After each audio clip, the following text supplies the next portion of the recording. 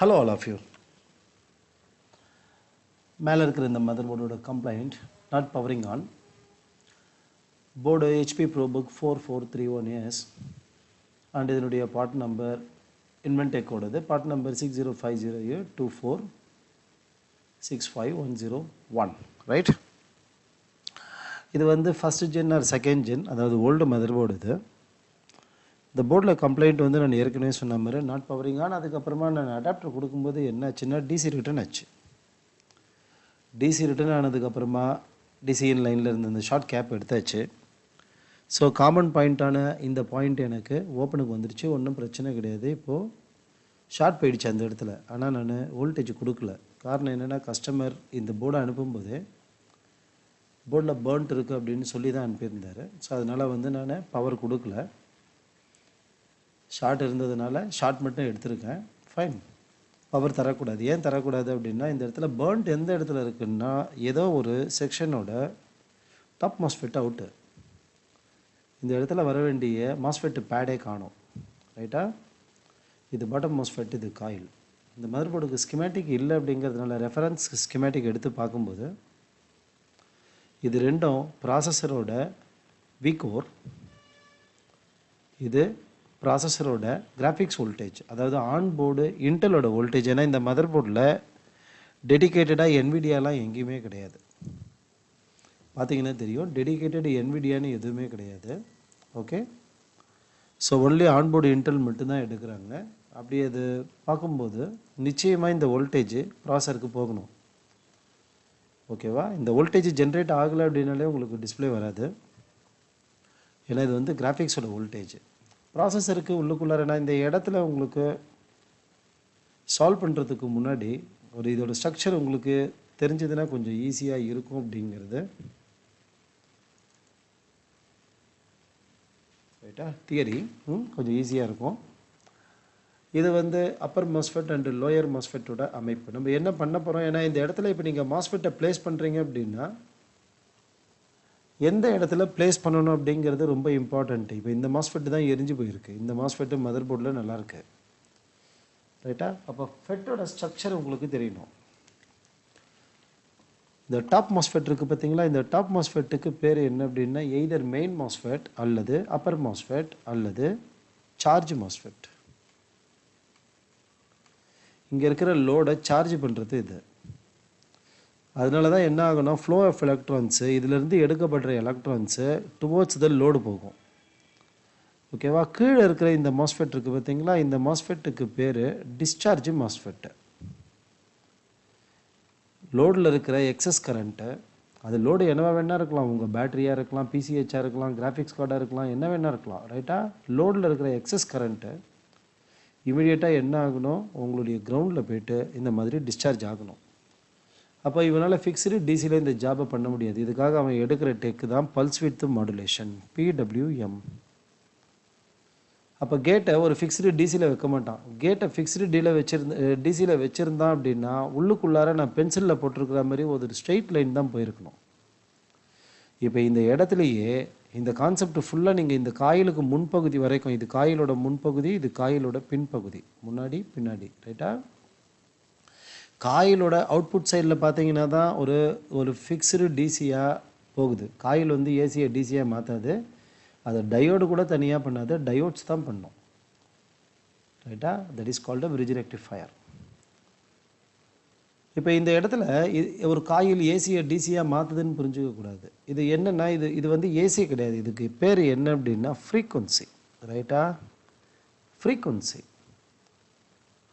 அப்பர் கேட்டும் லோயர் கேட்டும் ஹை ஃப்ரீக்வன்சியில் பல்சேட் ஆகும். இதில் இன்னொரு விஷயம் நீங்கள் புரிஞ்சுக்க வேண்டியது என்னென்னா, இது ரொம்ப முக்கியம், இது டிஎஸ்ஓவில் இருக்கிறவங்க மட்டும்தான் பார்க்க முடியும். ரைட்டா, அப்பர் கேட்டு எந்த பீக்கில் ஆனில் இருக்கோ அந்த பீக்கில் எக்ஸாக்டாக பார்த்தீங்கன்னா லோயர் கேட்டு ஆஃபில் இருக்கும். நல்லா கவனிக்கணும் இந்த இடத்துல. அதே மாதிரி இந்த ஸ்ட்ரெச்சையும் பார்க்கணும்,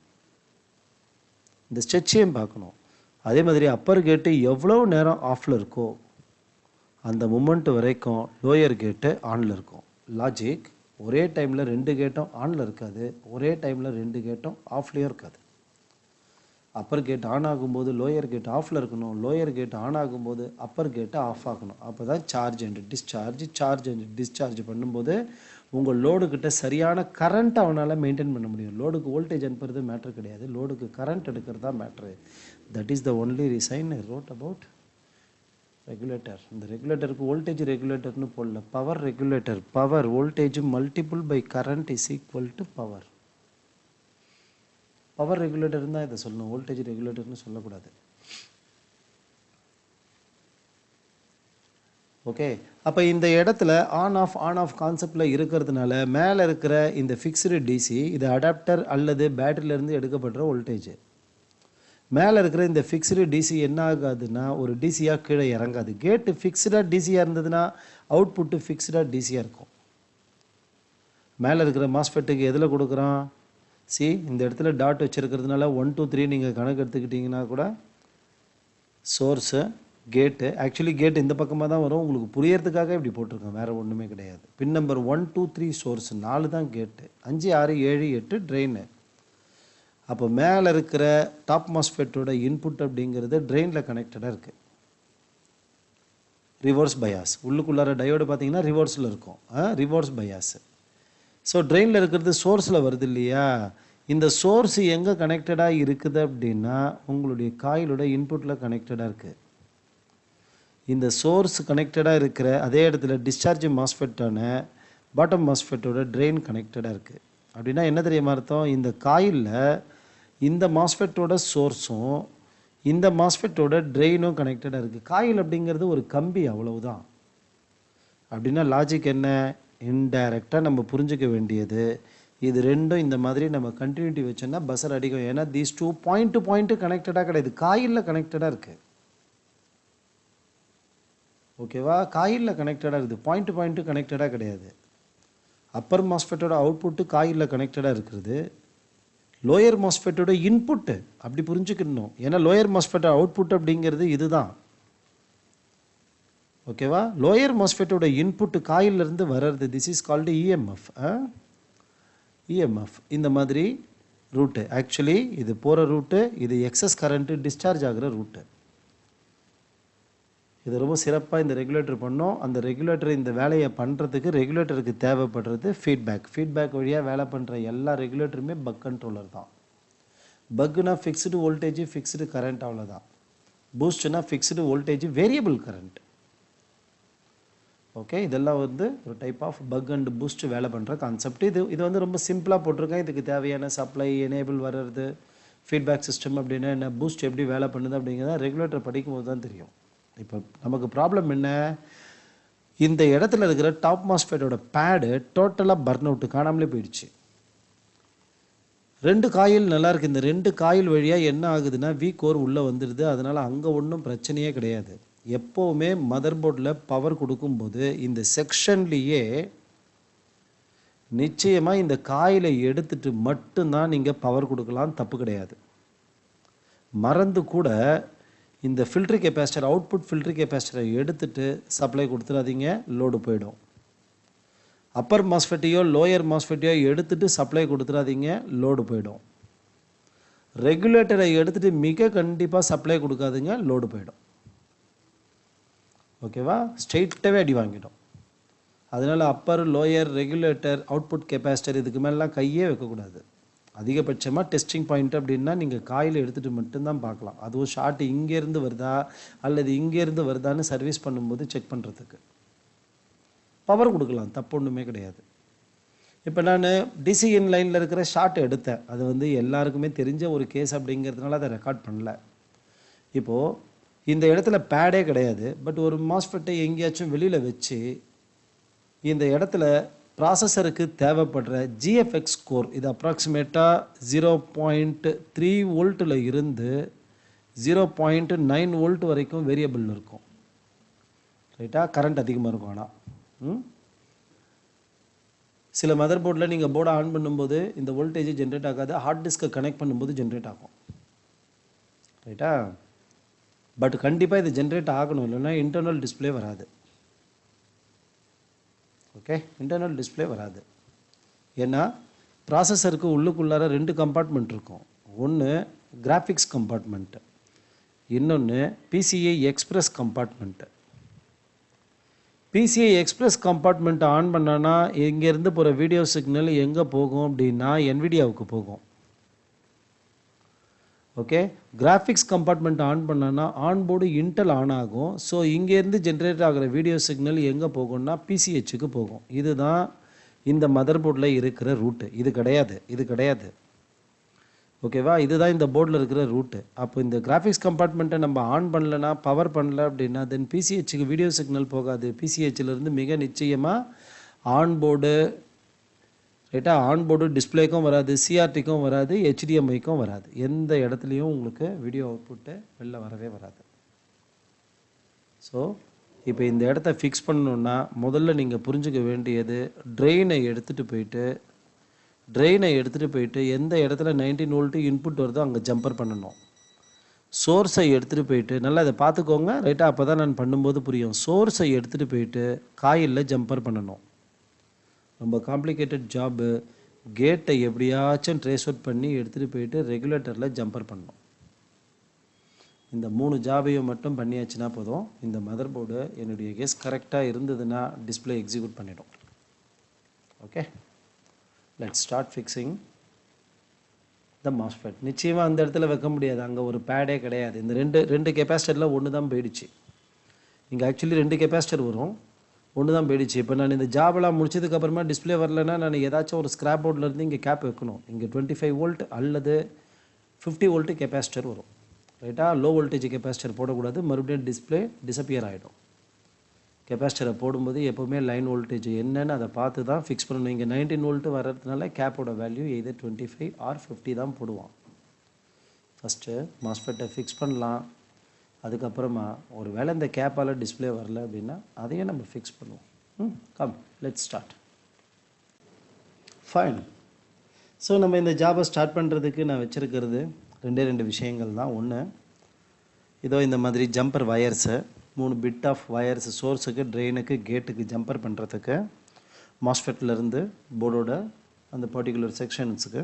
இன்னொன்று தனியாக வச்சுருக்கிற மாஸ்ஃபெட். இப்போ பிரச்சனை என்னென்னா இந்த மாஸ்ஃபெட்டை உள்ளே இறக்க முடியாது அப்படிங்கிறது மட்டும்தான் ப்ராப்ளம். ஓகேவா, இந்த இடத்துல என்னால் ப்ளேஸ் பண்ண முடியாது அப்படிங்கிறது மட்டும்தான் இப்போ பிரச்சனை. இந்த மாஸ்ஃபெட்டை நம்ம ஆர்டிஃபிஷியலாக எங்கேயாச்சும் ஒரு இடத்துல வெளில வச்சுக்கலாம். டபுள் டேப் போட்டோ அல்லது ஃபெவிக்விக் போட்டோ எங்கேயாச்சும் ஒரு இடத்துல ஃபிக்ஸ் பண்ணிடலாம், தப்பு ஒன்றும் கிடையாது. இப்போ இந்த ஃபெட்டு உள்ளே இறக்கிறதுக்கு முன்னாடி இந்த ஃபெட்டு குவாலிஃபைடாக இருக்குதா அப்படிங்கிறத பார்த்துடணும். ரைட்டா, நீங்கள் 2 விதமாக பார்க்கலாம் ஒரு ஃபெட்டோட ஹெல்த்தை. ஒன்று, மல்டிமீட்டரை டயோட் ரேஞ்சில் வச்சுட்டு ரைட் சோர்ஸ் அண்ட் ட்ரெயின் வைக்கும்போது ஒரு 400க்கு மேலே வருதுன்னு வச்சுக்கோங்களேன், then you can fix this one. Multimeter டெஃபினட்டாக டயோட் மோடுக்கு போகணும்.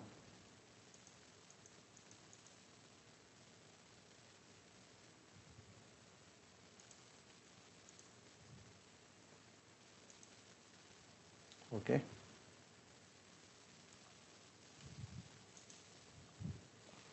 ஸோ நம்ம அப்படி செக் பண்ணும்போது சோர்ஸ் டு ட்ரெயின் வைக்கும்போது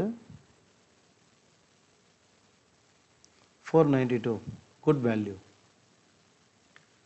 ஓகேவா, 492 அப்படிங்கிறது குட் வேல்யூ. செகண்ட் திங், இதை உள்ளே இறக்கிறதுக்கு முன்னாடி மல்டிமீட்டரை ஓம் மோடில் வச்சுட்டு அகைன் சோர்ஸ் டு ட்ரெயின் வைக்கும்போது மெகா ஓம் காமிக்கணும், மெகாவில் காமிக்குது. By the same way drain to source வைக்கும்போதும் மெகா ஓமில் காமிக்கணும் பக்கா. ஸோ இந்த மாஸ்ஃபெட்டு குவாலிஃபைடு மாஸ்ஃபெட்டு, இதை யூஸ் பண்ணலாம். ஆனால் இதோட கரண்ட் வேல்யூ எவ்வளோ அப்படிங்கிறது இப்போ வரைக்கும் நமக்கு தெரியாது. ஓகே, ஃபஸ்ட் இதை டெஸ்டிங் பர்பஸ்க்காக நான் என்ன பண்ணுறேன் அப்படின்னா இந்த இடத்துலையே வச்சு இப்படி இருந்தே நான் ரூட்டிங் பண்ணலாம் அப்படின்னு பார்க்குறேன். அதுக்கு ஃபஸ்ட்டு நான் என்ன பண்ணுறேன், கொஞ்சம் ஒரு ட்ராப்பு ஃபெவிக்விக் போட்டு இந்த ஃபெட்டை அதுக்கு மேலே உட்கார வைக்க முடியுதா பார்க்குறேன்.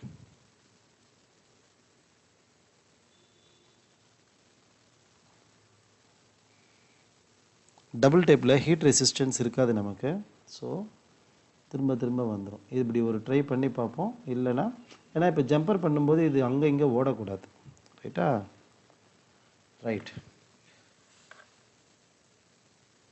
ஸ்டெப் நம்பர் 1, ஒரு பிட் வயர் எடுத்து ட்ரெயினை இன்புட் சைடில், இன்புட் அப்படிங்கிறது எங்கே வரும் அப்படின்னா, நான் உங்களுக்கு ரொம்ப சிம்பிளாக நான் இதை காமிக்கிறேன்.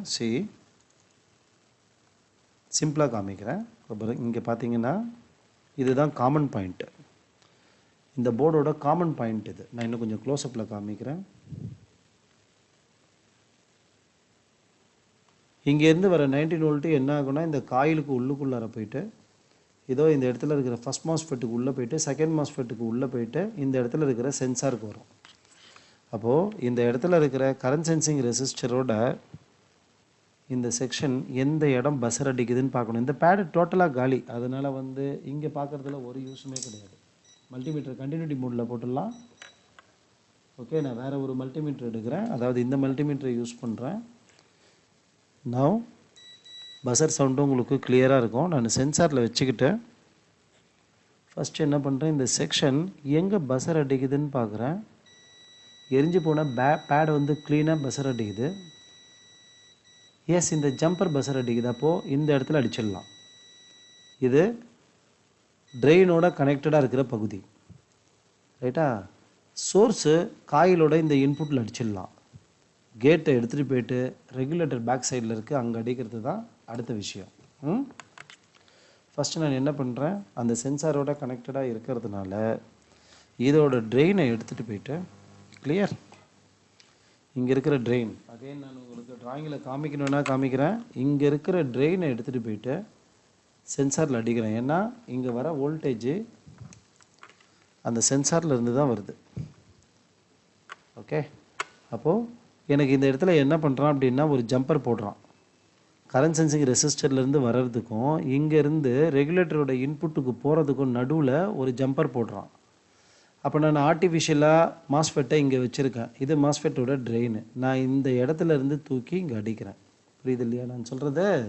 அப்போ இங்கே அடிக்கிறதும் ஒன்று தான், நான் சென்சார்லேருந்து வர ரூட் அடிக்கிறதும் ஒன்று தான், ரெண்டுமே ஒன்று தான்.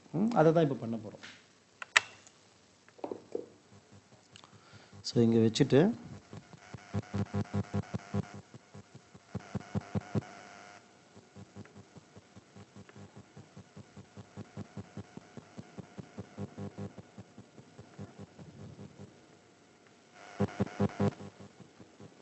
ஓகே, வேறு எங்கேயும் ஷார்ட் ஆகிடாமல் அந்த இடத்துல அடிச்சுட்டு இதோட இன்னொரு பகுதியை எடுத்துகிட்டு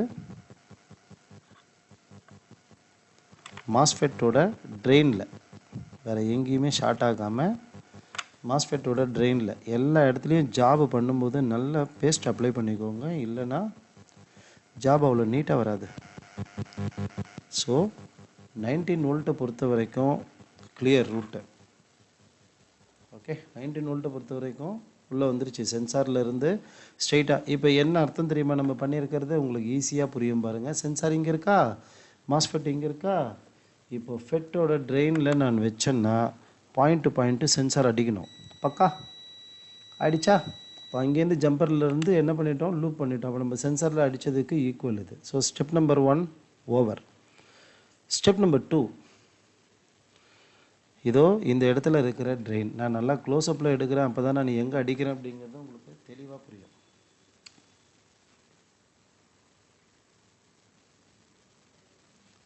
சி,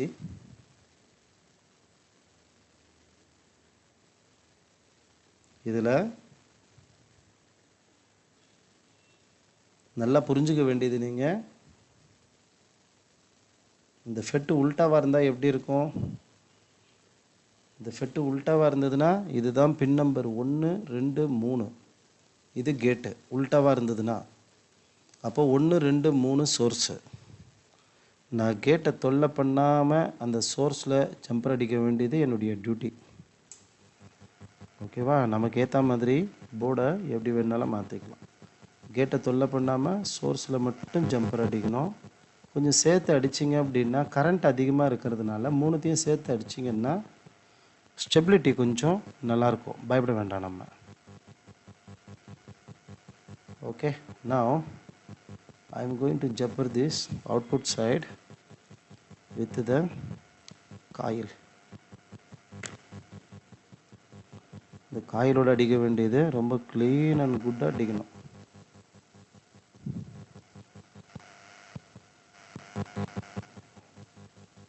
ஓ பர்ஃபெக்ட், ரைட்டா? இப்போது 2 ஜம்பர் நம்ம ஓரளவுக்கு கிளியராக முடிச்சிட்டோம். 2 ஜம்பரை நம்ம ஓரளவுக்கு கிளியராக முடிச்சிட்டோம். Source connected with coil, train connected with 19 volt input side. ரொம்ப முக்கியமான ஜாபு, நுணுக்கமான ஜாபு இப்போ என்ன அப்படின்னா கேட். நான் ஃபஸ்ட்டு இந்த இடத்துலேருந்து கேட் அடித்து எடுத்துக்கிறேன் கையில். கேட்டை கையில் எடுத்துக்கிட்டு நான் உங்களுக்கு ஸ்கிமேட்டிக்கில் ஒரு விஷயத்தை எக்ஸ்பிளைன் பண்ணுறேன். நீங்கள் எவ்வளவு நகர்ந்து போனாலும் ஸ்கிமேட்டிக் இல்லாமல் ஒரு பர்டிகுலர் ஸ்டேஜுக்கு அப்புறமா போக முடியாது. நீங்கள் எவ்வளோ தான் சர்வீஸ் பண்ணாலும் ஸ்கிமேட்டிக் இல்லாமல் ஒரு பர்டிகுலர் ஸ்டேஜுக்கு அப்புறமா நம்ம மூவ் ஆகவே முடியாது. ஓகே, கேட் நல்லா ஸ்ட்ராங்காக அடிக்கணும். யா பக்கா. So source over, gate over, drain over.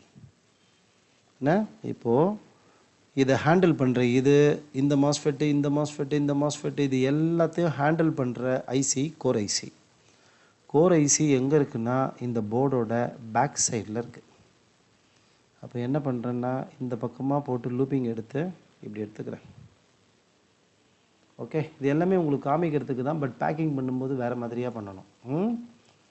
அப்படி இல்லைன்னா ஒன்றும் இல்லை, இது அப்படியே மடித்து இந்த இடத்துல விட்டுட்டு மேலே டபுள் டேப் அடித்து கஸ்டமர்கிட்ட சொல்லிடணும் இங்கே மாஸ்ஃபெட் வச்சுருக்கோம். ஸோ உள்ளுக்குள்ளார இறக்கும்போது கொஞ்சம் கேர்ஃபுல்லாக இருக்கணும், அவ்வளோதான். டிஸ்டர்ப் ஆகாத மாதிரி நம்ம பேக்கிங் பண்ணி கொடுத்துடணும். ரைட், இப்போ அந்த பக்கமாக போயிருக்கு இல்லையா, வயர் இந்த பக்கமாக வந்துருச்சு. This is the core IC. Okay, இப்போ இவ்வளோ தூரம் வந்துட்டு நான் இந்த கோர் ஐசியில் எங்கே அடிக்கிறது அப்படிங்கிறது தான் மேட்ரு. அதுக்கு எனக்கு ஹெல்ப் பண்ணது ஒரு ரெஃபரன்ஸ் ஸ்கிமேட்டிக்ஸ். இந்த ஸ்கிமேட்டிக்கில் பார்க்கும்போது கீழே பார்த்தீங்க அப்படின்னா இந்த இடத்துல பார்த்தீங்கன்னா ஒரு அப்பர் லோயர் இருக்குது. இது ரெண்டுமே நல்லா இருக்குது.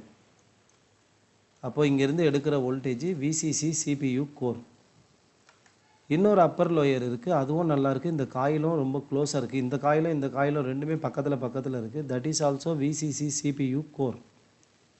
ஆக எனக்கு அவங்க 2 பேர் பற்றி கவலையே கிடையாது. My failure is VCC GFX core. Onboard Intel வரல. இப்போ இந்த காயில் தான் நம்ம வச்சு ஜம்பர் அடிச்சுக்கிட்டு இருக்கோம். இதுதான் டோட்டல் பர்ன் அவுட்டு. அப்போ இதை எடுத்துகிட்டு போய்ட்டு என்ன பண்ணிட்டோம்னா சென்சாரோட பீம் பாயிண்டில் அடிச்சிட்டோம். இது கிளியர். இந்த சோர்ஸ் 1 2 3 எடுத்துகிட்டு போய்ட்டு என்ன பண்ணிட்டோம் அப்படின்னா காயிலோட இதோ இந்த பகுதியில் அடிச்சிட்டோம். This is also clear. புரியுது இல்லையா? அதுவும் கிளியர். இப்போ பண்ண வேண்டியது கேட்டு.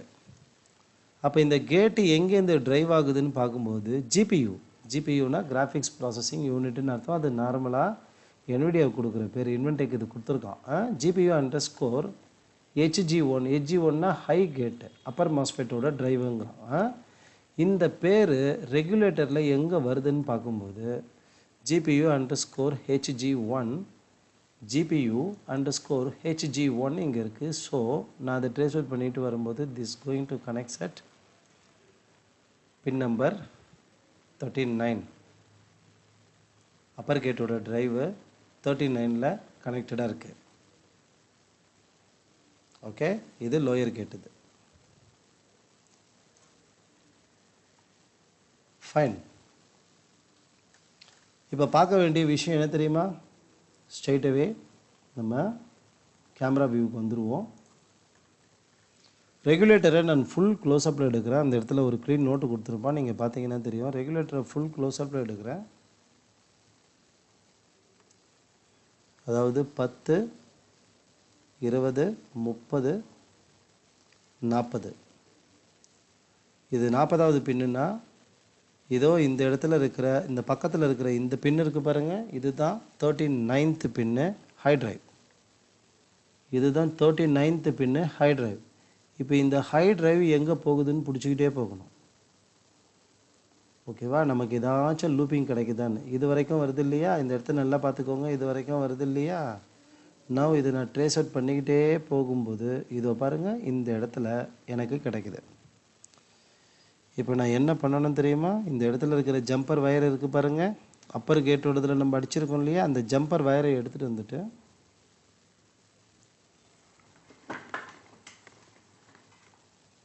ஃபைன் ரொம்ப க்ளீனாக ஸ்லீவ் தேவையான அளவுக்கு கட் பண்ணிவிட்டு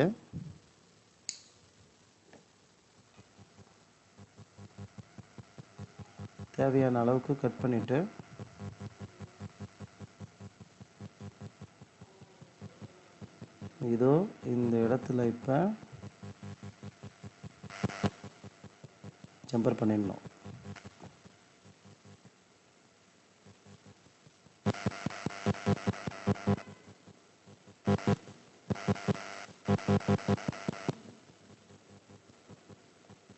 ஓகே, இப்போ என்னெல்லாம் பண்ணியிருக்கோம் ஜாபை பொறுத்த வரைக்கும், இந்த சைடு ஹை கேட் வந்துடுச்சு, கிளியர்.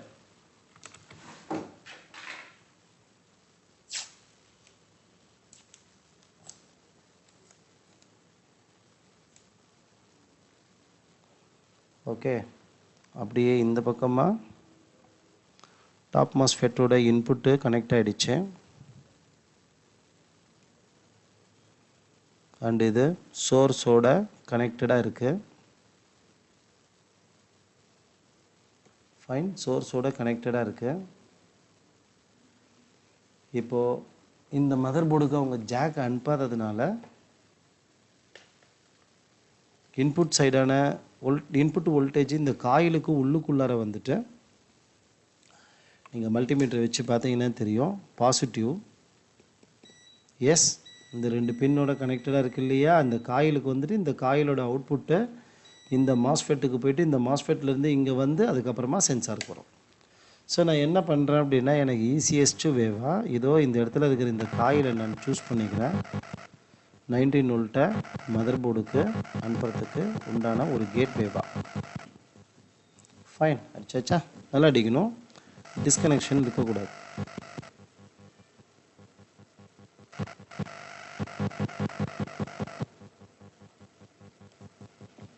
Not good. ஒரு சின்ன தப்பான வேலை கூட பெரிய வேலையாக மாற்றிடும்.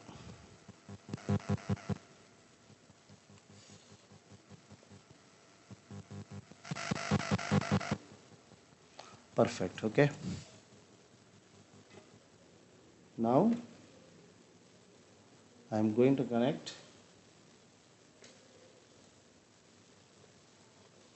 the negative probe. பாசிட்டிவ் உள்ளே கொடுத்துட்டேன். இப்போது நெகட்டிவ் கொடுக்குறேன். நெகட்டிவ் கொடுக்கறதுக்கு முன்னாடி நீங்கள் நல்லா பார்க்க வேண்டியது டிசியோட ரீடிங். நான் ஃபஸ்ட்டு ஸ்கிமேட்டிக் அங்கேருந்து எடுத்துடுறேன். ரைட்டா, டிசியோட ரீடிங் நான் கனெக்ட் பண்ணும்போது டிசி ரீடிங் எவ்வளோ போகுதுன்னு பார்க்குறது ரொம்ப important. Let me connect the negative.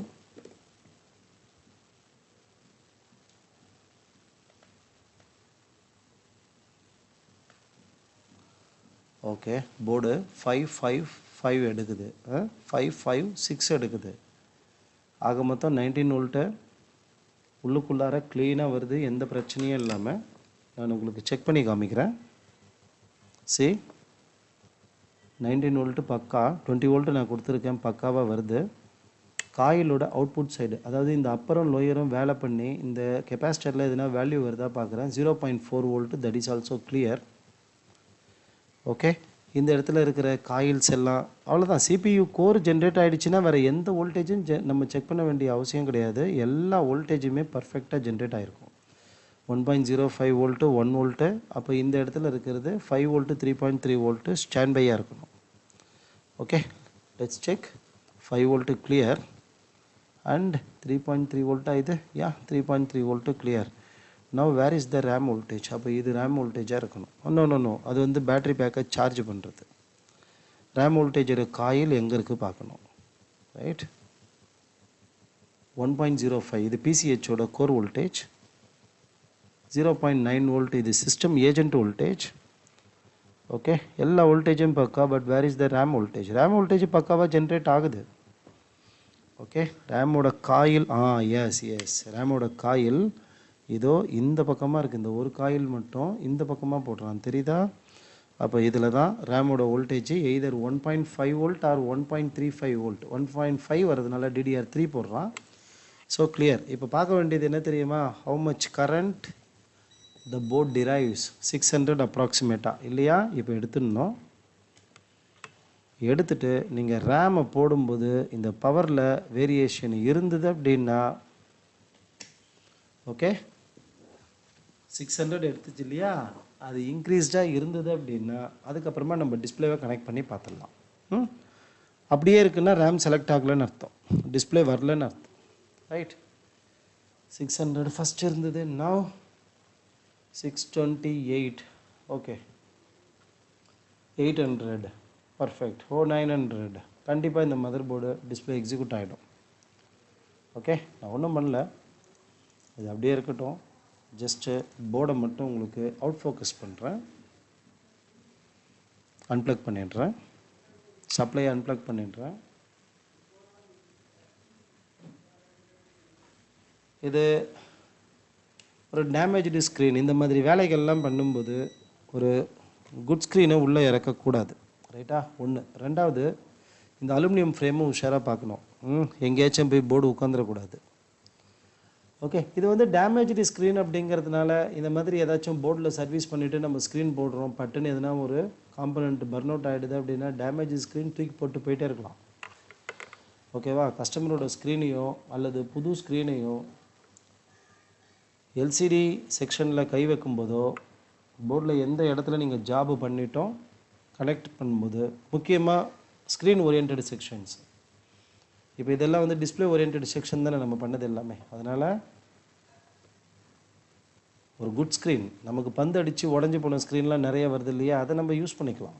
போச்சுன்னா அதோட போயிடும். Fine. Okay, now where is my display connector? LVDS connector. Yeah.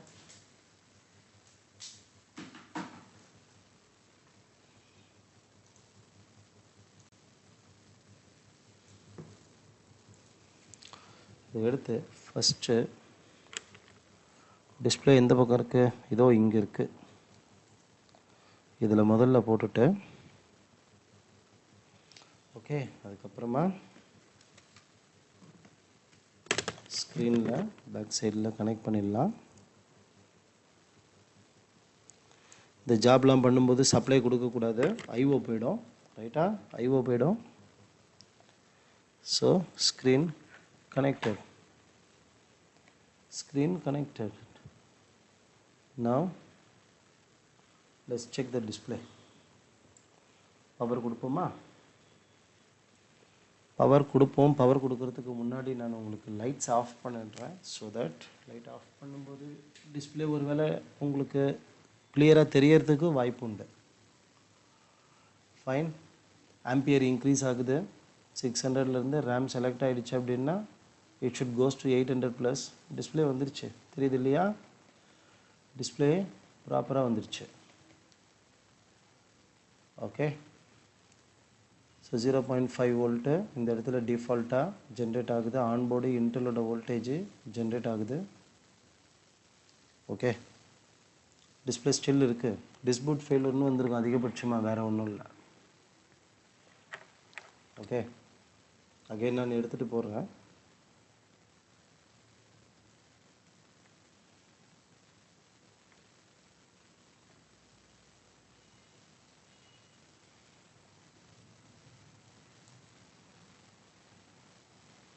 Board CMOS இல்லாததுனால ஆட்டோமேட்டிக்காக ஆன் ஆகும்னு நான் வெயிட் பண்ணுறேன். ஆன் ஆகிடுச்சு.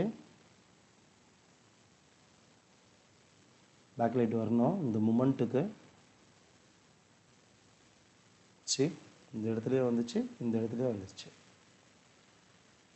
ஓகே, ஃபேன் இல்லாதது அல்லது வேறு ஏதாச்சும் எரர் கொடுப்போம். அந்த system has detected that fan is not operating, வேறு ஒன்றும் கிடையாது. அதனால் போர்டு ஆஃப் ஆகுது. சரியா? இப்போ நம்ம பண்ண ஜாப் என்ன அப்படின்னா,